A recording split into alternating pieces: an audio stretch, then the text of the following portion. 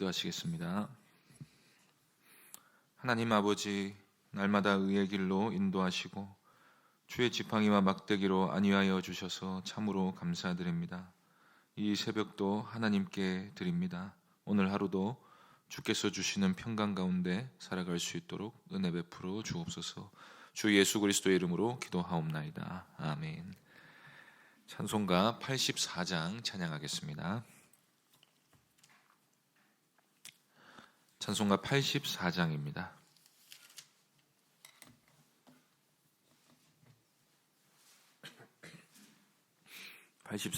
함께 찬송하겠습니다. 온 세상이 캄캄하여서 참 빛이 없었더니 그 빛나는 영광 나타나 온 세상 빛이었네. 영광의 주, 영광의 주, 밝은 그 빛 내게 비추었네. 영광의 주, 영광의 주, 이 세상의 빛은 오직 주 예수님. 주 말씀을 믿는 사람은 그 마음이 시원하고 주 명령을 준행하는 자 그 길이 환하겠네. 영광의 주, 영광의 주, 밝은 그 빛 내게 비추었네. 영광의 주, 영광의 주, 이 세상의 빛은 오직 주 예수님. 죄 가운데 사는 사람은 그 눈이 어두워도 그 죄악을 씻는 날에는 그 눈이 밝아지네. 영광의 주, 영광의 주, 밝은 그 빛 내게 비추었네. 영광의 주, 영광의 주, 이 세상의 빛은 오직 주 예수님. 성경 말씀은 요한복음 7장 1절부터 5절까지입니다.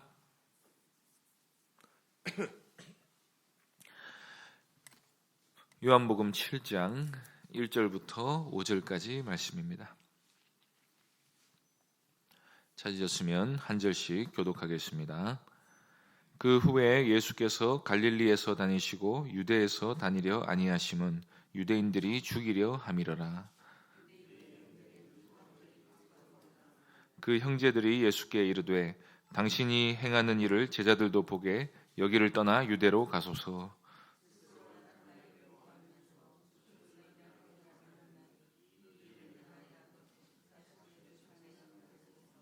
함께 읽겠습니다. 이는 그 형제들까지도 예수를 믿지 아니함이러라. 아멘. 이 시간 자신을 숨기신 예수님이라는 제목으로 하나님 말씀 전하겠습니다. 예수 그리스도께서 성육신하신 것은 우리 죄를 위한 화목제물이 되시기 위함입니다.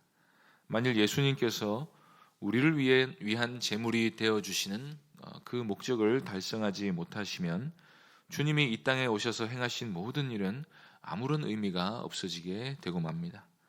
어떤 사람이 귀신에서 해방되었든지 질병에서 고침을 받아 새로운 삶을 살게 되었든지 오병이어의 기적을 보고 예수님이 무리를 걷는 모습을 보았든지 심지어 죽었다가 다시 살아나게 되는 놀라운 경험을 한다 할지라도 예수님이 십자가에 달려 죽지 않으시면 그 모든 일이 허사가 되어버리고 마는 것입니다. 만약에 우리 신앙에서 십자가를 제거하고 나면 무엇이 남겠습니까? 사는 게 의미가 있겠습니까? 만약에 심판이 없다면 나름대로 의미를 추구하며 살 수도 있을 것입니다. 저 같으면 당장에 무조건 인생의 즐거움을 쫓아 살아가면서 남은 인생이라도 즐겨보자는 태도로 살 것입니다. 그러나 심판이 있기 때문에 이 심판의 문제를 해결하지 못하면 죄인은 살아도 사는 게 아니고 이 세상에서의 번영과 쾌락도 아무런 의미가 없어지는 것입니다. 그런데 주님이 십자가에서 희생제물이 되시는 것은 단지 때가 되어 하나님의 아들이라는 신분을 가지고 죽으시기만 하면 되는 일이 아니었습니다. 예수님께서는 아담이 실패한 그 자리에 인류의 대표로 오신 것입니다. 아담 한 사람의 실패로 모든 사람이 죄인 된 것처럼 예수님은 자신을 머리로 삼는 그의 백성들에게 자신의 의를 전가시켜 주시기 위해 율법을 온전히 흠없이 지키셔야 했습니다. 그런데 예수님과 아담은 입장이 전혀 다릅니다. 아담은 자신을 죽이려는 사람이 없었습니다. 아담은 아무런 위험 요소나 유혹거리도 없었습니다. 아담에게는 악한 세상의 풍조라는 게 없었습니다. 아담은 자기가 왕이었습니다. 그런데 예수님은 마귀가 득실거리는 세상에 아무 힘없는 집안에서 나셨습니다. 유대인들이라면 모두가 무시하는 갈릴리 나사렛 출신으로 자라셨습니다. 그리고 예수님이 좀 인기를 끌자 유대인들이 예수님을 죽이려고 이를 갈고 있었습니다. 이런 상황 속에서 예수님은 십자가를 지시기까지 매 순간 조금의 흠도 없이 모든 율법을 다 지키셔야 했던 것입니다. 깊이 묵상하지 않더라도 이것이 우리 입장에서는 말도 안 되는 불가능한 일이라는 사실을 금방 알 수가 있습니다. 오늘 본문에서 예수님은 온전한 의인으로서 세상의 길을 철저히 거부하고 하나님 아버지께서 맡겨주신 사명과 하나님의 뜻에 순종하는 일에만 전적으로 헌신하고 계신 것을 볼 수가 있습니다. 7장은 전반적으로 초막절에 예수님이 예루살렘에서 자신을 계시하시는 내용입니다. 그런데 요한은 7장 서두에서 예수님이 다소 소극적인 모습을 보이고 계신 것을 우리에게 보여줍니다. 이 소극적인 모습이 예수님의 의로우심과 무슨 관계가 있는지를 규명하는 것으로부터 출발해야 한다는 것입니다. 1절 말씀부터 보겠습니다. 그 후에 예수께서 갈릴리에서 다니시고 유대에서 다니려 아니하심은 유대인들이 죽이려 함이러라. 요한복음 1장과 6장 사이에서 유대인들이 예수님을 죽이려고 한 직접적인 사건은 5장에 나타나 있는 베데스다 연못의 병자를 안식일에 고치신 사건입니다. 7장 23절에 보시면 예수님께서 이렇게 말씀하시는데 내가 안식일에 사람의 전신을 건전하게 한 것으로 너희가 내게 노여워하느냐고 하시면서 그 때문에 유대인들이 자신을 죽이려 한다고 말씀하신 것을 볼 수가 있습니다. 여기서 유대인이란 요한복음 내에서는 유대 지도자들을 말합니다. 그래서 본문 안에서 보면 유대인과 무리가 서로 나눠져 있는 것을 볼 수가 있습니다. 그런데 우리가 알기로 이 땅에서 죽으러 오신 예수님께서는 유대인들이 예수님을 죽이려 하자 자신의 고향이자 별 볼 일 없는 사람들의 사회였던 갈릴리에서만 활동을 하십니다. 그 이유가 무엇이겠습니까? 그것은 분명히 십자가에서의 제사가 아직 준비가 되지 않았기 때문입니다. 주님은 언제 죽으실지를 자신이 결정하지 않으셨습니다. 예수님이 희생제물이 되시는 것은 철저하게 아버지 하나님의 뜻에 따라 그렇게 하시는 것입니다. 바로 그 온전한 순종이 있기 때문에 예수님이 하나님 아버지 앞에서 흠없는 온전한 제물로 받아들여지게 되는 것입니다. 주님은 철저히 자신의 계획이 아니라 하나님 아버지의 계획을 따라 움직이셨습니다. 이런 주님의 모습은 오늘날 우리가 주를 위해 산다고 할 때 결코 경거망동해서는 안 된다는 사실을 보여줍니다. 함부로 죽겠다고 달려들면 안 됩니다. 더 중요한 사명이 있다면 오히려 박해를 피해 숨을 수도 있어야 합니다. 마틴 루터는 로마 교회의 박해를 피해서 비텐베르크 성에 거의 숨어 살다시피 했습니다. 그런데 거기서 루터는 독일어로 성경을 번역하고 수많은 교회를 세우는 등의 놀라운 일을 했습니다. 우리는 그런 예를 사도행전에서 바울의 조심스러운 행보를 통해서도 알 수가 있습니다. 그리스도인은 죽기 위해 사는 게 아니라 살기 위해 죽는 것입니다. 그러므로 삶을 더 신중하게 살아내고 주의 나라와 교회를 위해 현재 내가 어디에 서 있는 것이 옳은가를 끊임없이 물으면서 하나님의 뜻을 따라 자신의 삶을 결정하기를 힘써야 하는 것입니다. 그리고 요한은 2절에서 유대인의 명절인 초막절이 가까웠다고 보도하고 있습니다. 이제 요한은 초막절에 예수님이 어떤 행보를 보이셨는가를 우리에게 보여주려고 합니다. 초막절은 우리로 치면 추수감사절 주일 같은 절기입니다. 수장절이라고도 해서 한 해 농사를 마무리하고 풍성히 거둔 것을 잔치하면서 특별히 이 모든 것을 하나님이 주셨다는 사실을 기억하고 감사하기 위해서 8일간 장막에서 지내면서 광야 생활을 회고하는 절기입니다. 그래서 초막절은 천국에서의 풍성한 삶을 미리 보여주는 절기였습니다. 사도 요한은 초막절뿐 아니라 유대인의 모든 절기가 사실 그리스도 안에서만 온전히 성취된다는 사실을 보여주고 있습니다. 5장에서 예수님은 38년 된 병자를 고쳐주심으로써 자기 자신으로서는 전혀 스스로를 구원할 능력도 의지도 없는 자라도 그리스도로 말미암아 구원을 받게 된다는 사실을 특별히 보여주었습니다. 그런데 놀랍게도 예수님이 38년 된 병자를 고쳐주셨을 때가 유대인의 명절이었고 안식일이었습니다. 이 명절이 6월절인지 오순절인지는 분명하지 않지만 예수님의 행동은 분명히 구원과 기쁨의 날이 되어야 할 명절과 안식일의 주인은 예수 그리스도 한 분뿐이심을 보여주시는 것입니다. 인간들끼리 명절을 아무리 지켜도 그 자리에 하나님의 구원이 임하지 않으시면 아무런 소용이 없습니다. 그리스도만이 절기의 진정한 의미를 부여하실 수 있는 분이심을 5장에서 상징적으로 보여주었던 것입니다.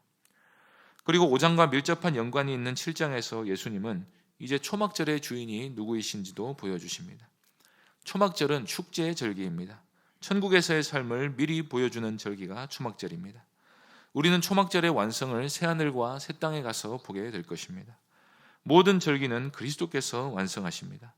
그 중에서 아직 우리가 이루어지기를 간절히 바라고 기다리는 절기가 바로 초막절이 완성되는 것입니다. 그래서 그리스도께서는 그 초막절을 누리게 할 수 있는 분이심을 요한은 이제 보여주려고 하는 것입니다. 그런데 예수님이 우리에게 날마다 기뻐하며 찬송하는 천국에서의 삶을 어떻게 누리게 해주십니까? 그것은 구원을 통해 그렇게 해주시는 것입니다. 그런데 구원의 필요성을 알지 못하는 사람들은 이렇게 말합니다. 오병이어의 기적을 계속 일으켜 달라는 것입니다. 아니면 숨어 지내지 말고 세상의 중심으로 뛰어들어서 사람들이 자신을 따르도록 만든 후에 자신의 뜻을 펼치는 방식으로, 즉 말하자면 이제 정치를 해야 한다고 말합니다. 그런 의미에서 구원의 길을 알지 못하는 사람들은 세상 정치에 목을 맬 수밖에 없습니다. 정치가 바뀌는 것만이 사람이 더 잘 살 수 있는 길이라고만 믿기 때문입니다. 아니면 어떤 사람들은 과학기술에 목을 맵니다. 과학이 발달하면 세상이 더 나아질 거라고 믿는 것입니다. 아니면 어떤 사람들은 환경운동에 목숨을 겁니다. 환경오염을 막고 더 깨끗한 세상을 만드는 길만이 우리가 더 잘 살 수 있는 길이라고 믿기 때문입니다.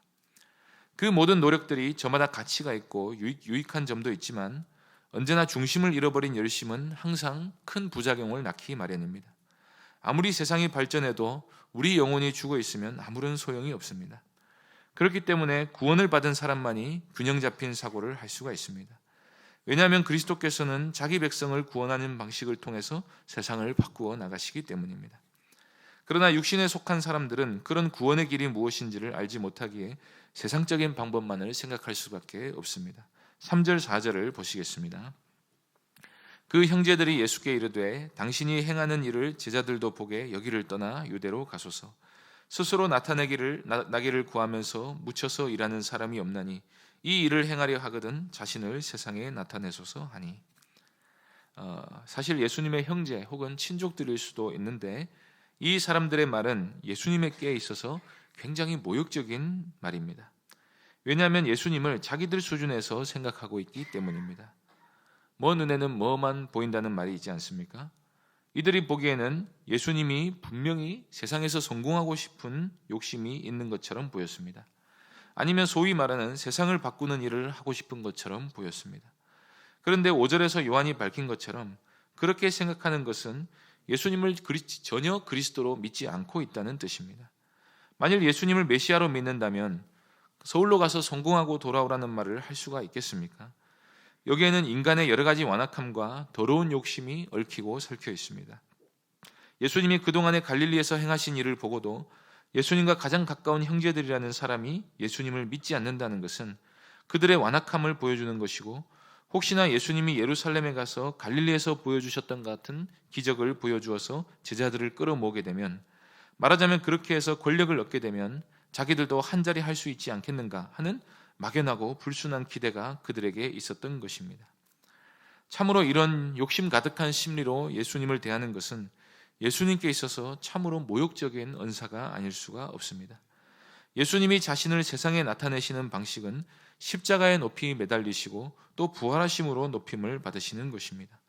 다르게 말하면 예수님은 철저하게 하나님 아버지의 뜻에 순종하심으로써 모든 이름 위에 뛰어난 이름을 얻게 되시는 것입니다. 예수님은 자신의 욕심 때문에 혹은 어설프게 세상을 바꾸어 내려는 식의 방식을 취하러 오신 게 아닙니다. 자기 백성을 구원하기 위해서는 예수님의 의를 우리에게 주시고 우리의 죄악은 주님이 지시고 죽는 길밖에 없다는 사실을 아셨기 때문에, 그리고 그런 방식으로 구원하셔야만 우리로 하여금 천국의 영광을 누리게 하실 수 있다는 사실을 아셨기 때문에 철저하게 자기를 비워 죽기까지 복종하셨던 것입니다. 말하자면 예수님은 자기 사랑으로 똘똘 뭉친 세상의 사고방식과는 정반대의 삶을 사신 분이십니다. 그런데 거기에 대고 세상에 자기를 나타내려거든 운운하는 말은 사실 알고 나면 신성모독에 가까운 말이라는 사실을 우리가 알게 되는 것입니다. 형제들은 아마도 예수님이 많이 답답했을 것입니다. 누군가 우리 주변에서 세상을 바꾸겠다고 하거나 유명인이 되어보겠다고 나서는 사람이 집에만 틀어박혀 있거나 지방에서만 활약하는 수준으로 만족하는 것을 보면 많이 답답할 것입니다.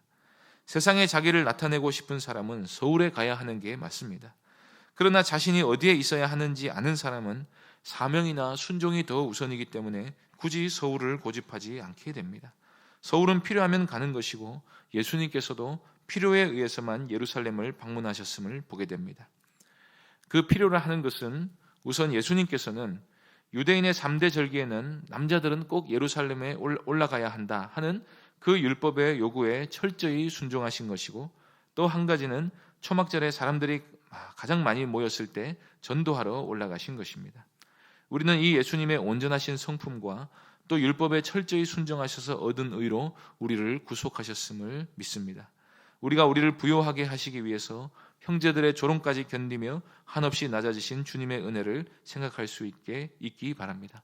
그럼에도 불구하고 죽기까지 우리를 살리시기 위해 순종하심으로써 얻으신 의를 우리가 받아 누린 것이 우리가 받은 최고의 복이고 그것이 구원이라는 사실을 믿고 주님이 뜻하신 바대로 믿고 살아가는 귀한 주의 자녀들 될 수 있기를 바랍니다. 기도하겠습니다.